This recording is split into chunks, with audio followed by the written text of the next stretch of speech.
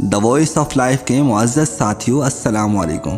उम्मीद करते हैं कि आप सब खैरियत से होंगे और दुआ गो हैं कि अल्लाह ताला आपके लिए आपकी राहें आसान करे। मुअज़्ज़ज़ सामीन कराम, बाज़ दफ़ा एक जुमला हमें वो कुछ सिखा जाता है जो कि एक पूरी किताब हमें नहीं सिखा पाती। कहा जाता है गम इंसान को तलाश कर लेते हैं लेकिन अपने हिस्से की खुशियाँ हमें खुद तलाश नहीं होंगी। हमारे मुआशरे में बढ़ती पोलराइजेशन, तरबियत का फुकदान और समाजी रवैये, इन सब ने मिलकर दिलो दिमाग की दुनिया वीरान कर रखी है। ऐसे में खुशियाँ तो जैसे रूठ ही गई हों।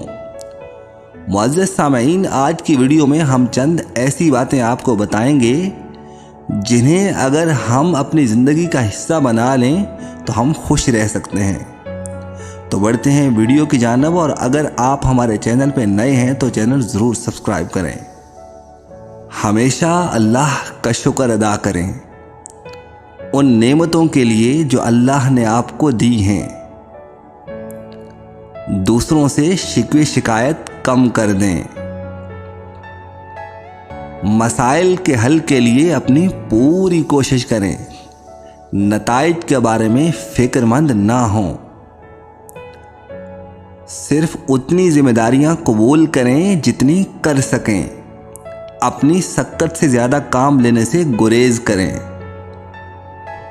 अपने मसाइल के बारे में कम सोचें। फिक्र न करें, अल्लाह पर भरोसा रखें। दूसरों पर तनकीद करना छोड़ दें। अल्लाह पर भरोसा रखें और अपनी मेहनत पर पूरा यकीन करें। अपने लिए वक्त निकालें और तन्हाई में अल्लाह से बातें करें। अपने इर्द गिर्द और रिश्तेदारों को खुश रखें, आपको भी खुशी मिलेगी। अगर आपकी किसी से नाराज़गी है तो उसको जल्द ही ख़त्म कर दें। हर काम वक्त पर करने की कोशिश करें। आज का काम कल पर मत छोड़ें। हर एक के बारे में अच्छा सोचें, आपको खुशी नसीब होगी। अपनी परेशानी को अपने किसी करीबी दोस्त या रिश्तेदार से ज़रूर शेयर करें।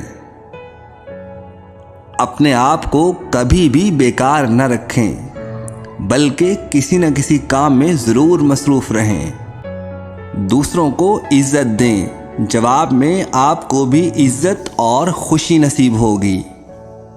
खुद से ही किसी के बारे में कोई राय कायम न करें, बल्कि हुस्न ज़न रखें।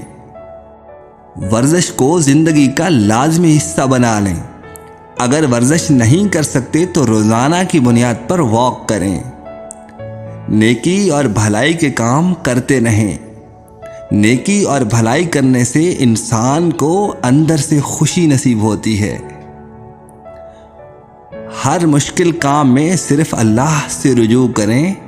सब्र और नमाज से मदद लें। मौत को हमेशा याद रखें, आप दुनिया की परेशानियों से निजात पा लेंगे।